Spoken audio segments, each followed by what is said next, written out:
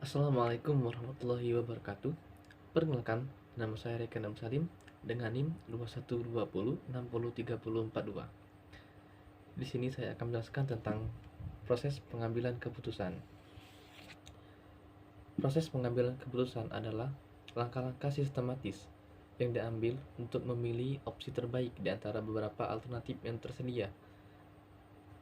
Berikut adalah beberapa tahapan umum dalam proses pengambilan keputusan, yaitu yang pertama, identifikasi masalah atau tujuan. Tahap pertama dalam proses pengambilan keputusan adalah mengidentifikasi masalah yang perlu dipecahkan atau tujuan yang ingin dicapai. Menentukan dengan jelas apa yang harus dicapai membantu dalam memfokuskan perhatian pada proses pengambilan keputusan.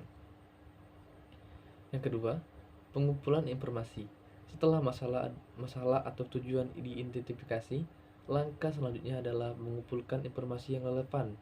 Ini melibatkan mengidentifikasi sumber informasi yang dapat diandalkan seperti riset, data, pengalaman, atau pendapat ahli.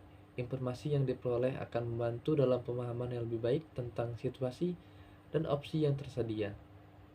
Yang ketiga, analisis informasi. Setelah informasi dikumpulkan, tahap berikutnya adalah menganalisis informasi tersebut. Ini melibatkan mengevaluasi kelebihan dan kekurangan masing-masing opsi untuk memperhitungkan risiko yang terkait dan mengidentifikasi konsekuensi yang mungkin terjadi dari setiap pilihan. Analisis ini membantu dalam memahami implikasi dari setiap alternatif yang ada. Yang keempat, pilihan alternatif. Setelah informasi dianalisis, tahap berikutnya adalah memilih alternatif terbaik dari opsi yang ada. Pemilihan alternatif didasarkan pada tujuan yang ditetapkan, analisis informasi, dan pertimbangan faktor-faktor lain yang relevan. Pemilihan ini dapat melibatkan evaluasi relatif dan perbandingan antara alternatif yang berbeda.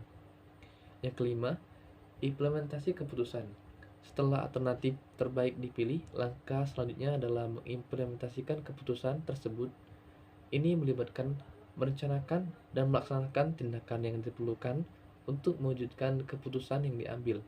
Tahap ini melibatkan alokasi sumber daya, delegasi tugas, dan pengorganisasian langkah-langkah yang diperlukan untuk mencapai tujuan yang ditetapkan.